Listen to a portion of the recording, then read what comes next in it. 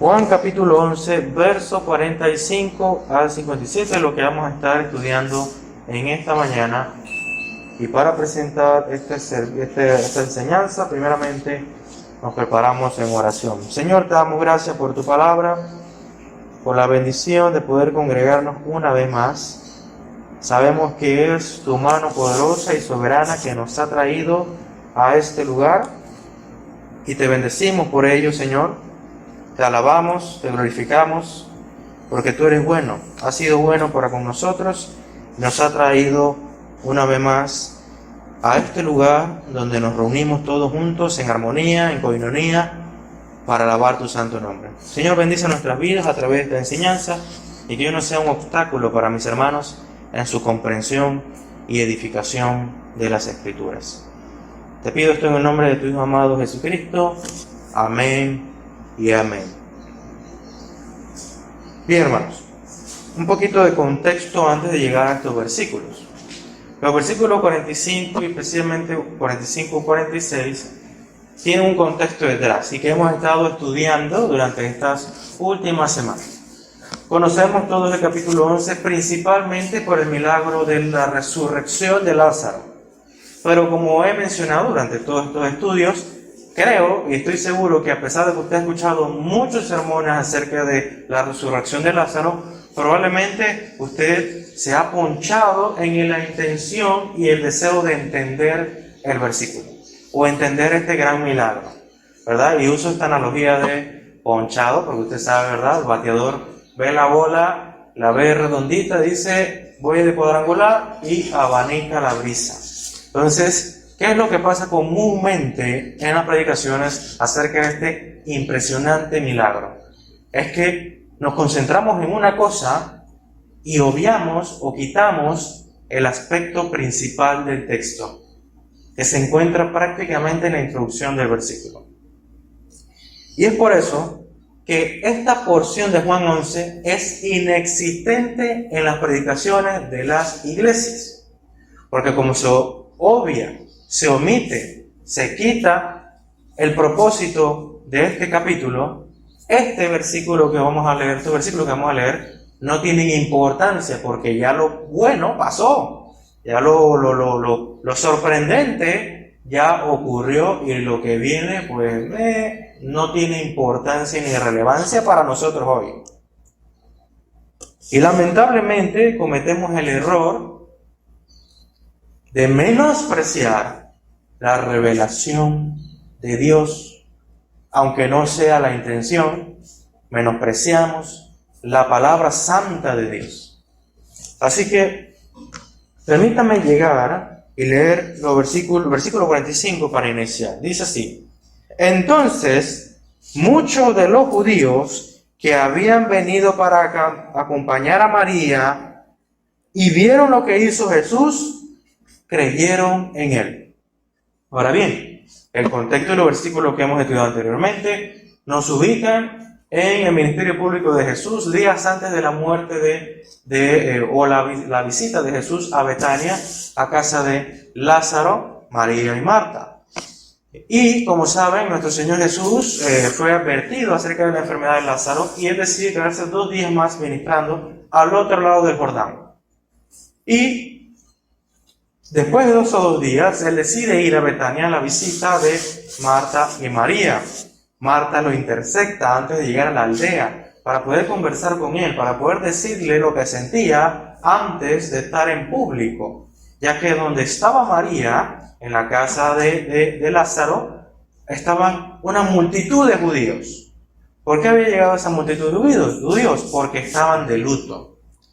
Y era una costumbre, obviamente, judía, así como también nosotros compartimos esa pequeña herencia en el luto, en nuestras costumbres del duelo, la visita a las familias que obviamente están dolidas y el tratar de consolar y confortar el dolor de estas familias. Aunque hay una peculiaridad de la costumbre de los judíos, es que no necesariamente tenías que conocer al que estaba de luto. Simplemente, si era del barrio o de la aldea, pues visitemos todos a esa persona. Y literalmente todos los judíos de Betania visitaron a María a consolarla. Muy probablemente como le he expresado, la razón por la cual el mismo versículo que hemos leído habla del consuelo de los judíos a María y no a Marta, es porque Marta es una persona de carácter un poco más decidido, un poco más extrovertido, y que pasa página, ¿verdad? Ese tipo de personas que uno llama fuerte y que pasa página con rapidez. En cambio, María estaba devastada. Y por eso vemos también la diferencia en los caracteres, a la manera en que tanto María y Marta se acercan a Jesús. Marta se acerca e inmediatamente, de una forma, un tono recriminatorio, le dice: Señor, si hubieses estado acá, ¿verdad?, nuestro hermano no hubiese muerto. Y María, aunque dice lo mismo, lo dice hincándose y arrodillándose en la presencia de Jesús. Y desde el momento en que María está frente a Jesús, está totalmente expresando sus emociones en el momento, llorando. Asimismo, los judíos que estaban alrededor de ella, dice la Biblia, lloraban igual que ella. Y eso evidentemente conmovió el corazón de nuestro Señor Jesús. Conocemos todo el milagro sorprendente de Jesús cuando levanta a Lázaro de los muertos, diciendo: Lázaro, sal fuera. Y Lázaro, después de 4 días que estaba en descomposición, como Marta bien lo describe, emerge de la tumba totalmente regenerado. Su carne que se deshacía como la de un bebé. Su cuerpo, que sus articulaciones se debilitaban, perdían calcio, sus huesos estaban fortalecidos como un adolescente. Y los judíos que estaban consolando a María y que habían venido solamente para extender la mano de confort y aliento a Marta y María, ahora podían ver con sus propios ojos uno de los eventos más grandes en las Escrituras, que era que un hombre resucitara. Y no cualquier hombre. No era un hombre que había recién muerto o acababa de fallecer o ya no tenía signos vitales después de unas cuantas horas de su enfermedad. Tenía 4 días. 4 días. Yo creo que usted preste atención al hecho de que normalmente nosotros vemos la Biblia y la leemos y, ¿verdad?, vemos estas enseñanzas y excepcionales ejemplos y no meditamos a partir de los ojos de Dios. Porque si conocemos a Dios, deberíamos meditar y decir, preguntarnos, ¿por qué Jesús decidió ir después de 4 días? ¿Verdad? Un ejemplo. ¿O por qué el Señor dice que esta enfermedad no será para muerte cuando realmente Lázaro ha muerto? ¿Acaso está mintiendo? Ese tipo de preguntas debemos hacérnoslas. Es como yo le digo, desde la perspectiva de Dios, deberíamos preguntarnos ¿por qué estas cosas? Y algo muy importante a la conclusión que yo he llegado es que estos judíos que venían a consolar a Marta y María, no llegaron ellos con esa intención. Ese era el deseo de ellos, sin conocer a Marta y María, por una costumbre o tradición judía. Pero Dios los había llevado a la casa de Marta y María por otro motivo. No era para consolar a Marta y María, sino para que pudieran ver la gloria de Dios. Y mi querido hermano, a través de esto, y usted lo va a ver durante toda esta porción, es que ningún evento, por más insignificante que sea, una piedra en el camino, una ventisca, un bote en la orilla, en medio de la tormenta, una virgen en Galilea que está comprometida con un varón que aún no conoce. Nunca son casualidad. Ningún evento, por más insignificante que parezca, es mera casualidad. cada evento que ocurre, podemos afirmar confiadamente que es el Señor que guía el guión, la trama de este mundo, de su plan redentor. Si usted está aquí, mi querido hermano, si usted ha podido llegar aquí, no es por mera casualidad. Hay un Dios creador de todas las cosas que ha ordenado todas las cosas que han de acontecer, y por lo tanto el Señor nos ha permitido en su gracia y soberanía, su gracia soberana y su misericordia, llegar a este lugar. Después de tantos días, sin poder reunirnos. Su soberanía nos ha alcanzado, su misericordia nos ha alcanzado.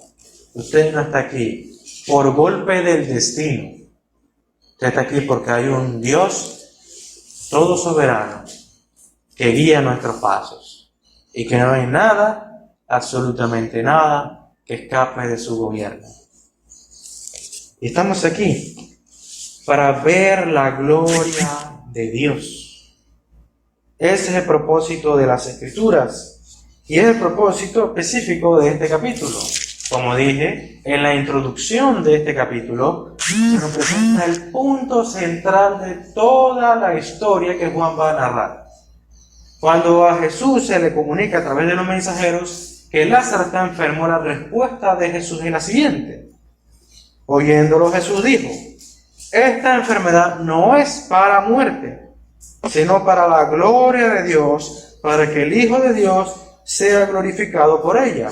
Nótese lo siguiente, Jesús no dice, esta enfermedad no es para muerte porque quiero que sepan que yo voy a resucitar a Lázaro. Eso no es lo que dice Jesús. Jesús no dice, tranquilos, esta enfermedad no es para muerte porque Él no se va a morir. Eso no es lo que ocurre en la historia.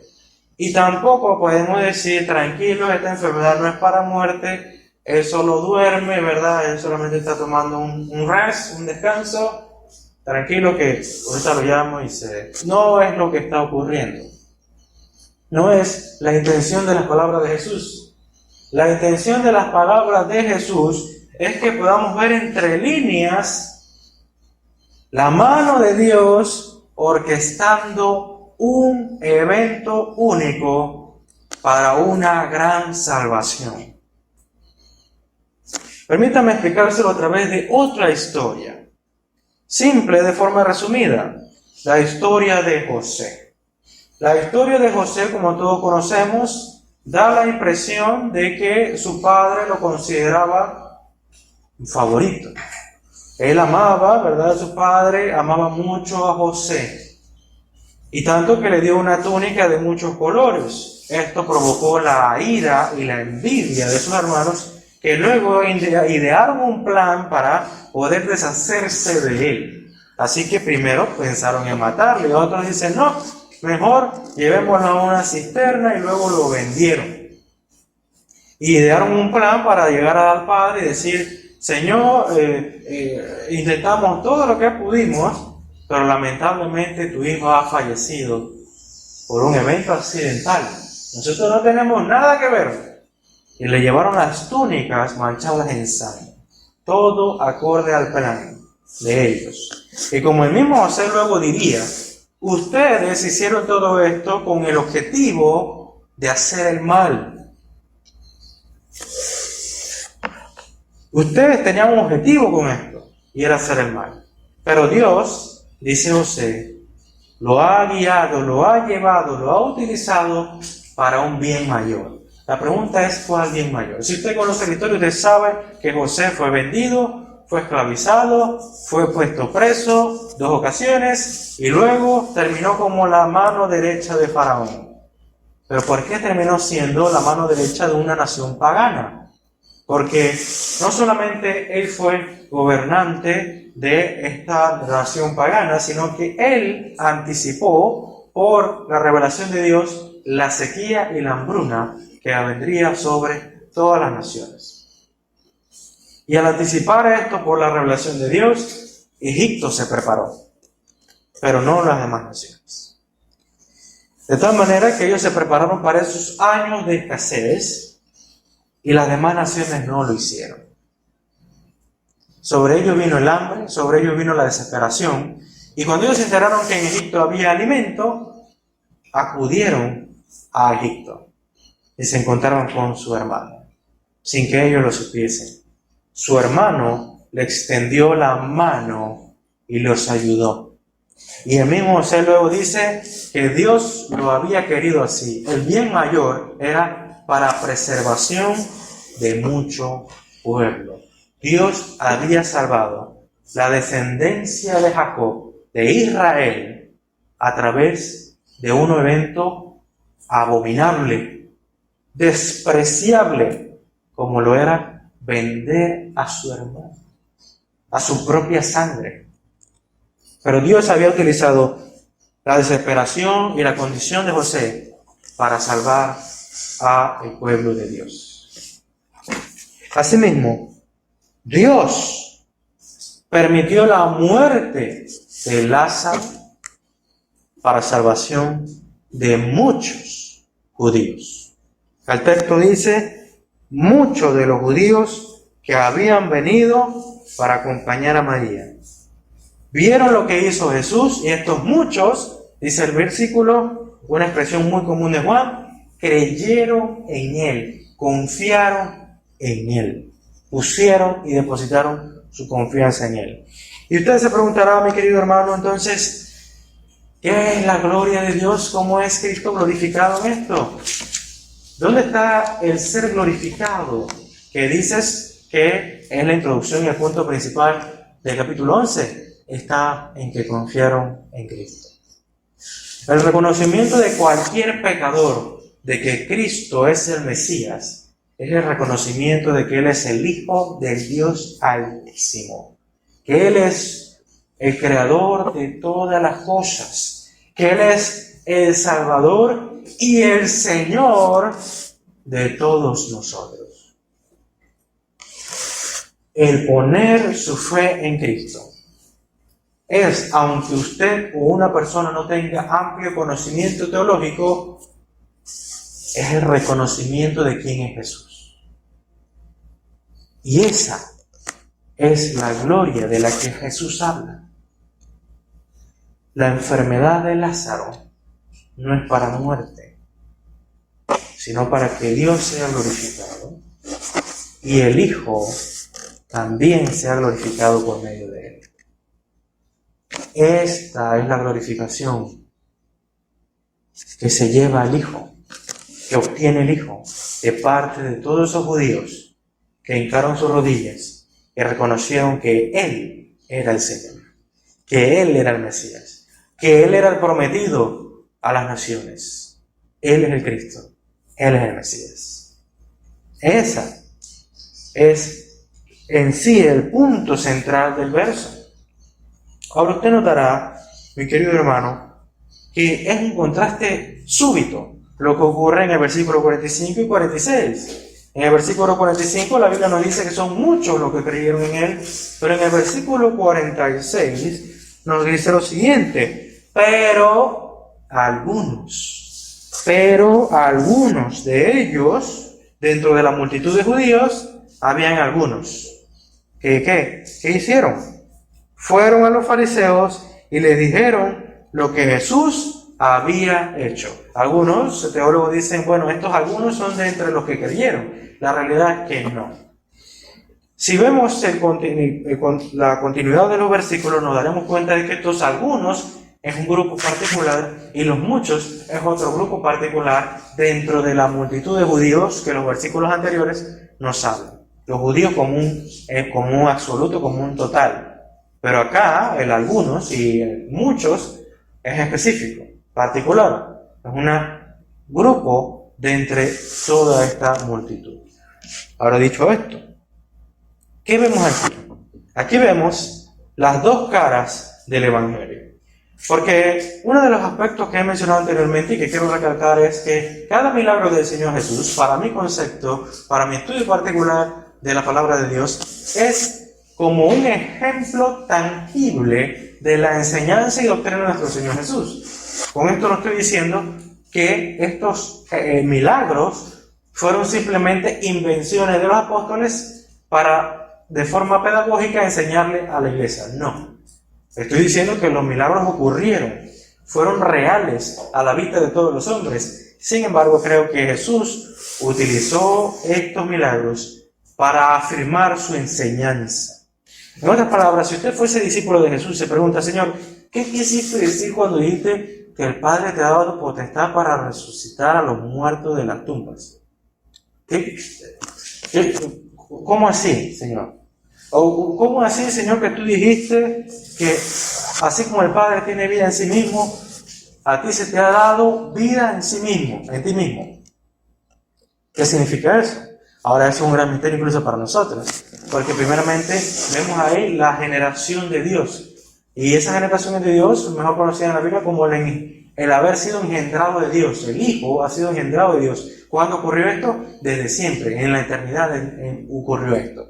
Jesús siempre ha existido porque Jesús tiene vida en sí mismo. Pero a pesar de esto, el lenguaje de la Biblia dice que se le ha sido dado. Pero si le ha sido dado, mi querido hermano, pues nunca ha tenido vida en sí mismo. En el sentido de que él en algún punto de su existencia no lo tuviese. Así que es sumamente profundo ese versículo. Ahora imagínese si usted ahora todavía dice, ¿cómo? Imagínese siendo un discípulo de Jesús, que a veces eran un poco torpes, tratando de entender eso. Y Jesús le dice: a esto me refiero. Lázaro, sal fuera. Y es por eso que entonces Jesús dice y afirma doctrinalmente en dos palabras todo lo que ha enseñado acerca de sí mismo: yo soy la resurrección y la vida. En mí está la vida. Yo soy la vida. Yo tengo el poder sobre la muerte. No es un evento que ocurrirá en el tiempo. Yo soy el evento. Yo soy el que tiene el poder. Así que aquí tenemos una exposición tangible y visible del Evangelio, que es la enseñanza de Jesús, quien tiene poder y victoria sobre la muerte, sobre la consecuencia más notoria del pecado, que nos asedia y nos esclaviza a los pecadores, que es la muerte. Esa es la consecuencia notoria de todo. Pero Jesús tiene poder sobre la muerte y vence a la muerte en la resurrección de Lázaro. Por lo tanto, esa es una exposición del Evangelio, visible, quizás no con palabras, pero sí tangible. De tal manera que aquí hay una reacción de las personas de los judíos al Evangelio. Dos reacciones hay acerca de la exposición del Evangelio. La primera es la salvación de los hombres, la humillación de los hombres a Cristo y reconociendo que esta exposición es poder de Dios. Pero también está la contraria, como por decirlo así, la cara y la cruz. Y la cruz en este caso es la negación de nuestro Señor Jesús.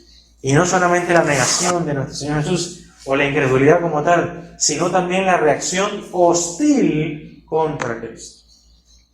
Una reacción hostil. El Evangelio, mi querido hermano, tendrá esas dos reacciones. No espere más. ¿Usted verá salvación al exponer el Evangelio o verá endurecimiento de los corazones de los hombres? Lamentablemente. Pero la Biblia lo deja claro. Pablo lo tenía clarísimo. Pablo predicaba en las plazas de Atenas y se pueden contar los conversos con la palma de la mano, tanto que se escriben los nombres propios de ellos en su predicación en Atenas. Y la gran mayoría se burló de él y él tuvo que irse de allí. Él se fue. Y si ya terminé mi trabajo. Pero Pablo no. Hay mucha más gente que no ha creído en Cristo. No. Pablo tenía que predicar en otros lugares. Lo mismo hizo Jesús en los primeros capítulos de Marcos, cuando estaba haciendo muchos milagros en un lugar, y él dice, me es necesario partir e ir a otro lugar, y muchas personas se quedaron sin su sanidad. ¿Pero por qué? Porque era necesario que él siguiera el plan dado por su Padre, que era predicar el Evangelio en toda Judea. Nótese la importancia del evangelismo para los apóstoles y para Jesús, pero nunca estaba en ellos el querer manipular las respuestas de los hombres ante la exposición del evangelio, sino Dios haz tu obra. Era una confianza plena en Dios. Y estaban anuentes a las reacciones negativas y estaban totalmente dispuestos a las consecuencias de su predicación. Ahora bien, ¿qué es lo que ocurre? ¿Y por qué estos hombres, estos judíos, acuden, ¿verdad?, a anunciar a los fariseos, al Sanedrín, acerca de lo que ha hecho Jesús? Veamos lo que dice el versículo 47 al 53, donde se orquesta un plan malvado. Entonces, dice, los principales sacerdotes y los fariseos reunieron el concilio y dijeron: ¿qué haremos? Porque este hombre hace muchas señales. Si le dejamos así, todos creerán en él, y vendrán los romanos y destruirán nuestro lugar santo y nuestra nación. Entonces Caifás, uno de ellos, sumo sacerdote aquel año, le dijo: vosotros no sabéis nada, ni pensáis que nos conviene que un hombre muera por el pueblo, y no que toda la nación perezca. Esto no lo dijo por sí mismo, sino que como era el sumo sacerdote aquel año, profetizó que Jesús había de morir por la nación, y no solamente por la nación, sino también para congregar en uno a los hijos de Dios que estaban dispersos. Así que desde aquel día acordaron matarle. Desde aquel día acordaron matarle. Estos versículos, del versículo 47 al 53, nos hablan acerca de una reunión importante en el Sanedrín para determinar completamente y finalmente el destino de Jesús. ¿Cuál sería el juicio en contra de la persona de Jesús? Y al principio se puede ver las primeras inferencias dentro de los grupos o miembros del Sanedrín, ya que ellos se preguntaban: ¿qué hemos hecho? ¿Qué haremos con este hombre que dice ser el Mesías? Y aparte de esto, dicen y reconocen algo muy, muy importante. Los judíos del Sanedrín no era que no habían visto las señales de Jesús.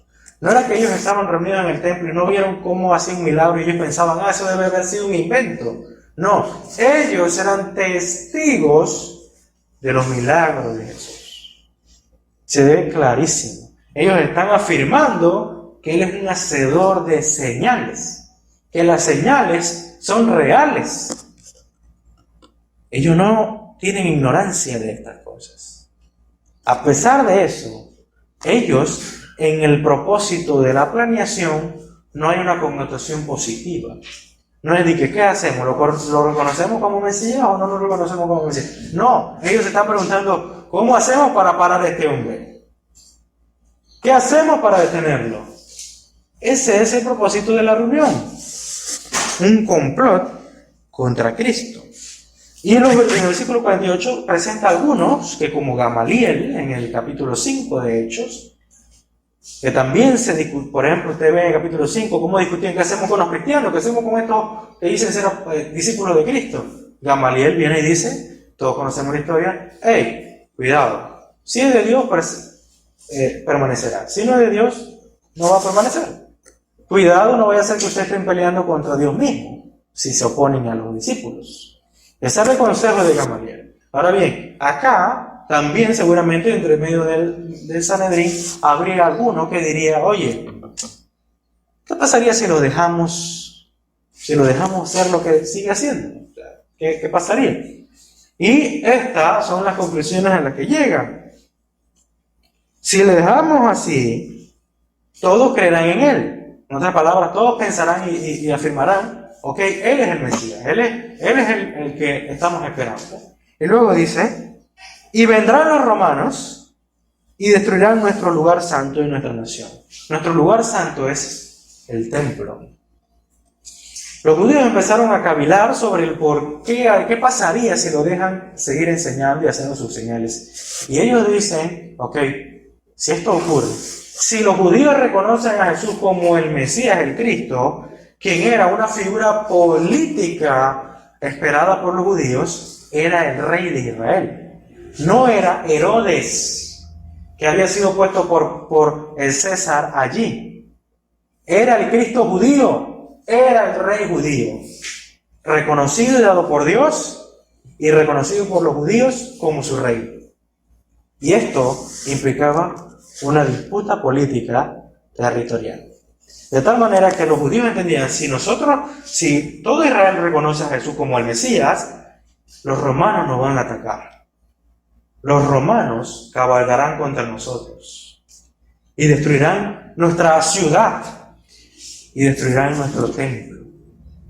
Así que aquí aparece el presidente de este concilio.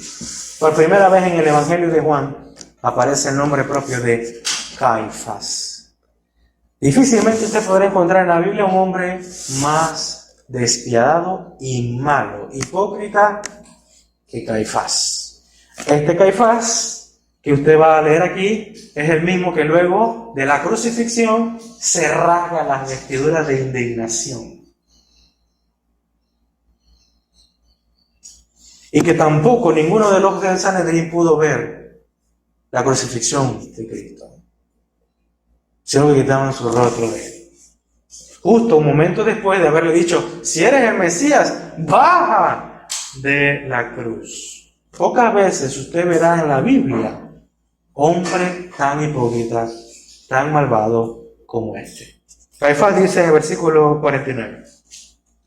Entonces Caifás, uno de ellos, sumo sacerdote, aquel año le dijo, vosotros no sabéis nada. En otras palabras, esto es una forma tosca, una forma violenta de referirse a los otros miembros de Sanedrín.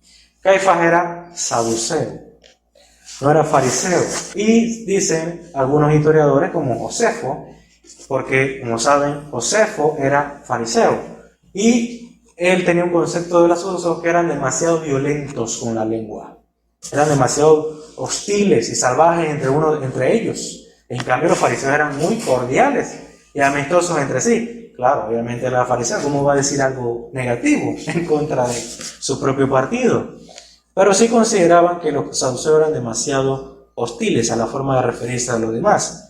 Y aquí podemos ver una expresión clara de eso. A pesar de que estaban todos meditando sobre qué hacer, él les dice, ustedes son ignorantes, son cabezas huecas. Mediten bien, piensen bien.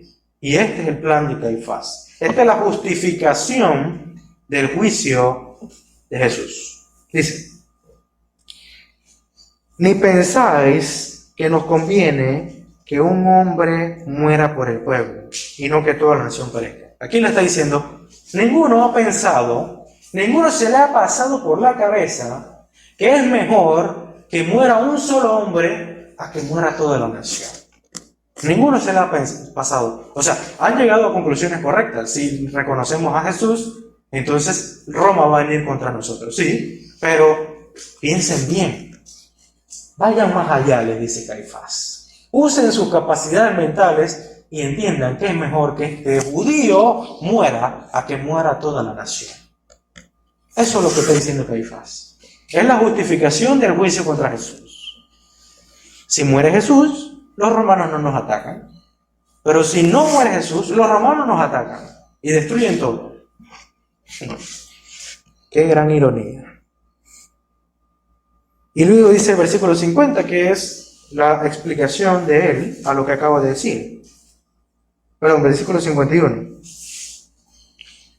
Esto no lo dijo por sí mismo, esto lo dice Juan. Esto no lo dijo por sí mismo, sino que como era el sumo sacerdote aquel año, profetizó que Jesús había de morir por la nación, y no solamente por la nación, sino también para congregar a los hijos de Dios que estaban dispersos.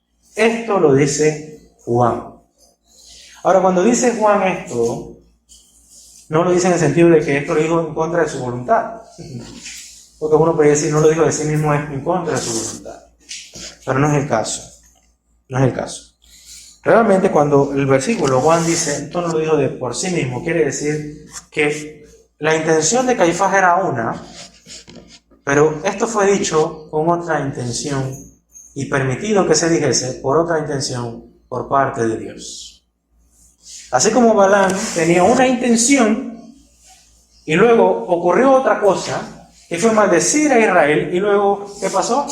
Bendijo a Israel. Un profeta falso que venía a maldecir a Israel terminó bendiciéndole. Así mismo Caifás, que está diciéndoles al Sanedrín, hey, ¿saben qué? A este hombre hay que acabarlo, matarlo, y así nos libramos de la ira de los romanos. Estaremos libres de esto. Esto tenía muy probablemente dos intenciones internas de parte de Caifás. Primero, mantener esa relación hipócrita, pero que al mismo tiempo era de paz con Pilato. En todo el gobierno de Caifás, o su liderazgo, a través de también el liderazgo de Pilato, sobre gobernador de todo Israel, ¿verdad? Él tenía una paz somera, superficial con Pilato. Y que por encima de todo, y recuerdo haber visto una serie, porque normalmente las películas de la muerte de Jesús nunca hablan de eso, pero una serie, no recuerdo el nombre, tengo que buscarla, pero una serie sí presentó esta relación de búsqueda de paz política e hipócrita entre Caifás y Pilato. Me pareció muy llamativo. Y que realmente la intención por la cual Caifás termina llevando a Jesús frente a Pilato es porque él mismo lo acusa de llamarse a sí mismo rey. Blasfemando entonces ¿contra quién? Contra César. Esa es la hipocresía de Caifás. Ahora bien, importante acá, Caifás probablemente tenía dos intenciones. Uno era mantener esa relación superficial con Pilato, y la segunda era tener la aprobación y popularidad del pueblo hacia él y no hacia Cristo. Sí, era envidia de Caifás de que él tuviese la atención de todos los judíos. Y Caifás decide que deben matar a Jesús para que entonces el amor, el afecto de todo el pueblo, el pueblo como tal, se incline hacia él. ¿Cómo haría eso? Él estaba convencido que si mataban a Jesús, tendrían la paz asegurada. Ahora bien, esto es sumamente irónico. Esta es la ironía del capítulo 11 y de las palabras del Sanedrín. ¿Cuál es la ironía? Primero, ellos dicen, son dos cosas en particular. Uno, que si mataban a Jesús, Roma no vendría contra Israel, no destruirían la ciudad y tampoco destruirían el templo. Esa es la enseñanza de Caifás. Y esa era la promesa de Caifás al pueblo. Si lo matamos, adiós la invasión de los romanos. Ahora bien, ¿qué pasó en la historia? En el año 70 después de Cristo, que llevaban años de constantes rebeliones de los judíos contra Roma, pues los romanos se cansaron y dijeron, ¿saben qué? Acabemos esto de raíz. Y cabalgaron contra Jerusalén, destruyendo sus murallas y destruyendo toda la ciudad, incluyendo el templo. Fue destruido. Jerusalén fue arrasado por Tito Vespasiano, que era el emperador de esa época, en el año 70 después de Cristo. Pero dentro de las escrituras, usted y yo podemos estar seguros de una cosa. Roma descendió sobre Jerusalén, así como Asiria descendió sobre el reino del norte y del sur, así como Babilonia luego descendió sobre los dos reinos de Israel. De la misma manera, Roma descendió sobre Jerusalén. ¿Por qué? Por la misma razón, por haber matado a aquel que había provisto Dios para salvación de ellos. Ese era el castigo de Dios sobre Israel. Dios utilizó el imperio pagano romano para castigar a Israel, así como lo había hecho en varias ocasiones anteriormente.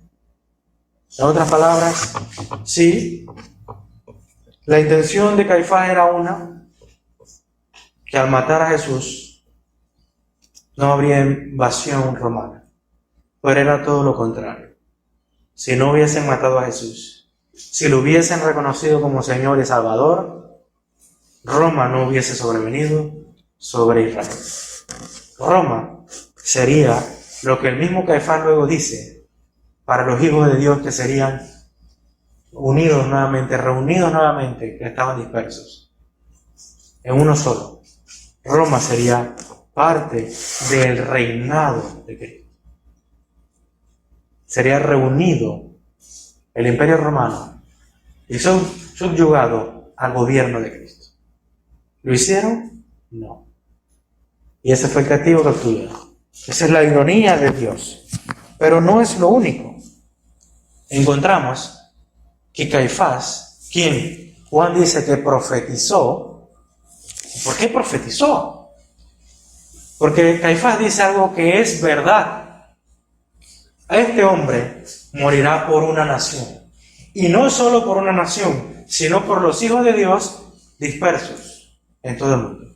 En la mente de Caifás estaban los judíos de la diáspora, de la dispersión, que estaban en Roma, que estaban en Asia Menor, que estaban en el imperio greco-romano, dispersos por todos lados, y que ellos serían reunidos, como lo decían las profecías en el Antiguo Testamento, que los judíos serían reunidos nuevamente a la Tierra Santa. Pero lo que no entendían los judíos era que Jesús tenía otro redil, otro rebaño, que sería atraído nuevamente y serían uno solo en el redil de Dios con un solo pastor.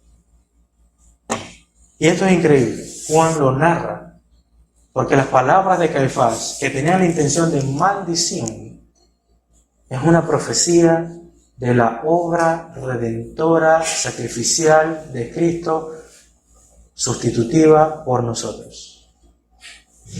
Él sí muere, pero no muere por Israel, muere por la nación suya, aquellos que creen y creerán en Él. No solo muere por los que creen en Él, sino por los que creerán. Y lo librará no de la espada de los romanos, sino del Hades, de las tinieblas, del infierno y del pecado. Esta es la victoria de Cristo y la muerte sustitutiva, lo que obtiene la muerte sustitutiva de Cristo, la victoria sobre el reino de las tinieblas. Y no al revés. Y no al revés. La realidad, mis queridos hermanos,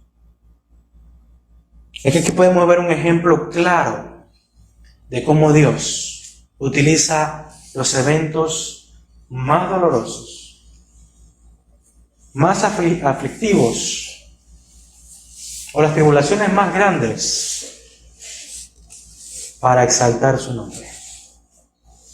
Y mi querido hermano, no hay nada mejor y más beneficioso para el pueblo de Dios que el nombre de Dios sea exaltado. Las personas normalmente quieren que les diga, sí hermano, usted obtendrá riqueza, salud, etcétera, etcétera, etcétera, todos los deseos de su corazón. Mi querido hermano, la mayor bendición que usted puede obtener es que el nombre de su Dios sea exaltado. Un Dios que ha sido placido y agradado por su pueblo. Es un pueblo que es bendecido por Dios. No es que primero debamos ser nosotros bendecidos y agradados para luego bendecir y agradar a Dios. No. La alabanza y la gloria a Dios. Esa alabanza y gloria a Dios que agrada a Dios es por defecto nuestra bendición. Es inherentemente, tendrá como resultado inherentemente la bendición de su pueblo. Debemos tener eso en cuenta. Caifás pensaba primero la prosperidad del pueblo y luego la honra a Dios. Y lo que él debió entender era, primero la gloria a Dios y luego obtendremos las bendiciones de Él. Al él priorizar sus intereses y los intereses, entre comillas, del pueblo, que era la paz con el Imperio Romano, pues obtuvo todo lo contrario. Obtuvo y mantuvo la hostilidad y la división entre el Imperio Romano y los judíos. Pero si hubiese honrado y glorificado a Cristo, él hubiese obtenido la paz. No la paz solo con Roma, la paz con todo el mundo. La paz que viene de Cristo solamente. Pero no fue así. Nuestro Señor Jesús en el versículo 54, después de todo este plan orquestado, y que luego en el versículo 53 nos dice la conclusión de esta reunión. Todos acordaron matarle. Ese era el plan, ese era el objetivo. Todos teníamos que matarle. Y esto se ve reflejado luego en una declaración que hacen los sacerdotes y los fariseos en el versículo 57, cuando dicen la orden a los judíos que debían reflejarle a los del miembro de Sanedrín que él estaba donde él estaba. Si lo llegasen a ver, ¿verdad? Tienen que decirnos dónde está, en el versículo 57. Apenas él aparezca, deben manifestarnos a nosotros, ¿verdad?, dónde se encuentra. ¿Para qué? Para poder apresarle, para poder prenderle. Entonces, debemos tomar en cuenta que los judíos, al decidir que debía morir Jesús, y cómo debía morir Jesús, también hacen participar a todo el pueblo como el medio para poder apresarlo.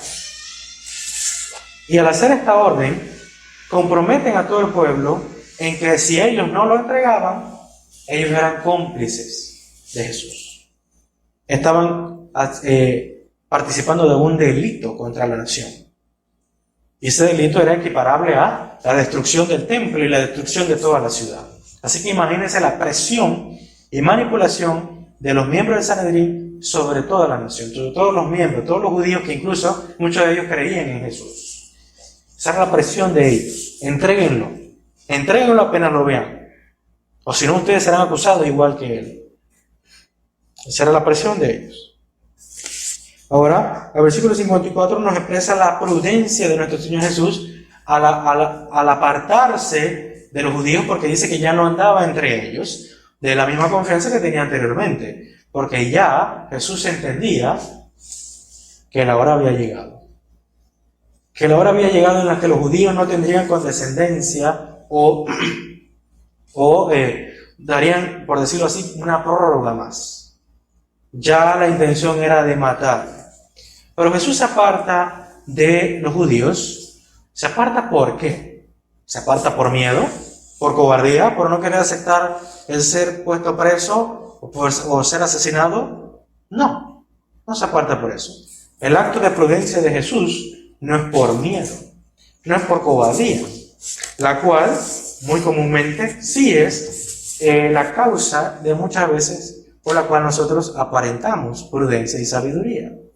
No, hermano, yo no le hablé del evangelio a mi mamá o a mi papá por prudencia, porque ellos son muy católicos.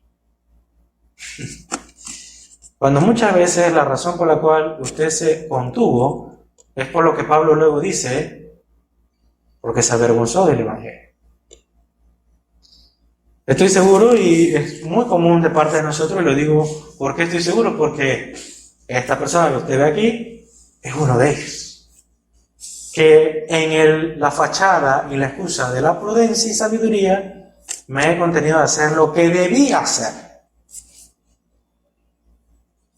Y este no es el caso de Jesús. Jesús no se está apartando por cobardía o miedo. Jesús se está apartando porque, a pesar de que ya ha llegado el tiempo en donde los judíos verdaderamente le asesinarán, aún no ha llegado el tiempo exacto para su muerte. Y la Biblia nos dice que se acercaba la fiesta de los judíos, la Pascua. Y esta Pascua convocaba a todos los judíos, todos los varones de todos los lugares a Jerusalén. Y ya en el Evangelio de Juan nos había narrado 2 Pascuas anteriores, y esta es la tercera y la última de nuestro Señor Jesús, por lo menos en su ministerio público. Y aquí encontramos entonces que es las postrimerías del ministerio público de nuestro Señor Jesús. Y por lo tanto, y como era determinado así, Jesús se esconde de los judíos de Sanedrín para poder llegar a ese gran día. Estas son las postrimerías de la última semana de nuestro Señor Jesús, de los últimos días de nuestro Señor Jesús, en el cual el Señor Jesús sería quien entrase de forma victoriosa a Jerusalén y la gran mayoría de los judíos lo victoriaran en su entrada triunfal. Y es por eso que usted ve a los judíos en el versículo 56 preguntándose, ¿dónde está? ¿No vendrá a la fiesta de los judíos? ¿No vendrá a la Pascua? ¿Dónde se encuentra Jesús? Estos versículos probablemente, y entendiendo que había cierta indagación entre ellos, probablemente habían opositores y estaban también los creyentes de Jesús. Y entre ellos se preguntaban dónde estaba. Así que habían intenciones detrás de estas preguntas. Algunos sí pensaban, y creo que la intención de estas preguntas era de hacerse la conclusión o a llegar a la conclusión de que, pues creo que no va a venir después de la orden que han hecho los miembros del Sanedrín. Creo que tiene miedo, Creo que tiene miedo. Y creo que esto era lo que creían los opositores al hacer estas preguntas. Creo que no va a venir por miedo, pero nada más alejado de la verdad. Este sería, mi querido hermano, estos últimos versículos y este milagro de la resurrección de Lázaro. Sería el último gran milagro de nuestro Señor Jesús. Nuestro Señor Jesús no haría más obras ni señales hasta el día de su muerte. Este es el último milagro. ¿Es irónico? Pero al mismo tiempo muy glorioso, que Juan narra el primer milagro de Jesús en las bodas de Caná, Juan capítulo 2, y también narra el último milagro y señal de nuestro Señor Jesús en su ministerio público terrenal. Juan lo narra, y lo narra para que podamos ver la gloria de Cristo, la gloria de Cristo que hace todo conforme al plan de Dios. Él se escondió, no por miedo, se escondió porque en el plan de Dios no era como los hombres querían ni cuando ellos querían, era como Dios lo había ordenado. Y no es casualidad que Cristo muriese en esa misma semana en la cual se celebraba para los judíos la liberación del pueblo de Dios de la esclavitud de Egipto. No es casualidad. Jesús se esconde porque era necesario que su muerte se diera en las mismas fechas en las cuales el pueblo de Israel sacrificaba al cordero y colocaba su sangre en los dinteles de las puertas, en los marcos de las puertas, para que el ángel de la muerte no pasara sobre sus casas. Y así mismo dentro del hogar la familia comía del cordero sacrificial, del cordero de la Pascua, participando de esa gran salvación y liberación de Dios a su pueblo. No es casualidad. De esta manera, mis queridos hermanos, podemos concluir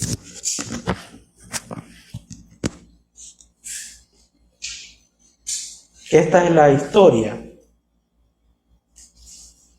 de los hombres que planificaron la muerte de nuestro Señor Jesús.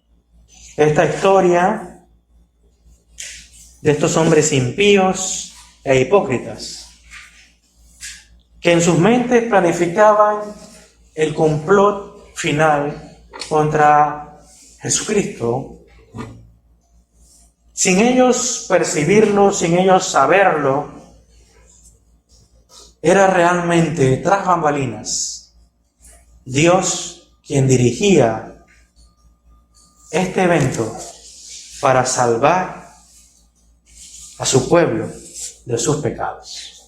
En otras palabras, el complot del Sanedrín que hemos estado leyendo, el complot del Sanedrín contra Jesús, era realmente el plan de Dios para librarnos del poder de las tinieblas. Y así, finalmente, la simiente de la mujer pisara la cabeza de la serpiente, dándonos la victoria a su pueblo y a los hijos de Dios dispersos por el mundo, que son usted y yo, la victoria sobre la muerte.